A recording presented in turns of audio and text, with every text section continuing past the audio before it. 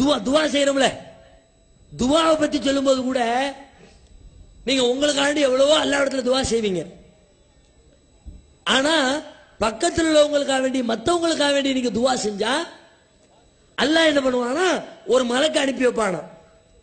மண்ட ஆலி அகீஹி பில்வஹரில் கைபி, தன்னுடைய சகோதரன் இல்லாத நேரத்தில் அவனுக்காக ஒருவர் துவா செய்தால், காலலகுல் மலக்குல் முவக்கிலு, அவருக்காக வேண்டி நியமிக்கப்பட்ட ஒரு மலக்கு அவர் வந்து சொல்வாரா, ஆமீன் வலக்க பிமஸ்லின்.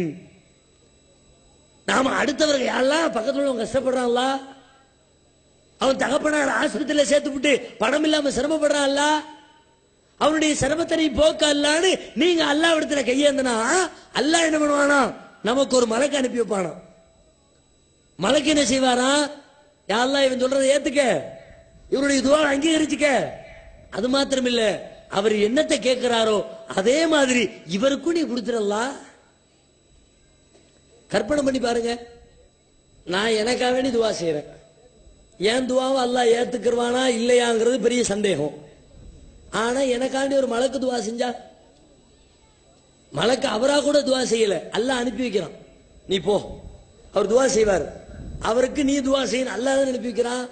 அப்ப அல்லாவே அனுப்பி வச்சா அல்லாஹ் அந்த துவாவை ஏத்துக்குவான்னு தானே அர்த்தம்.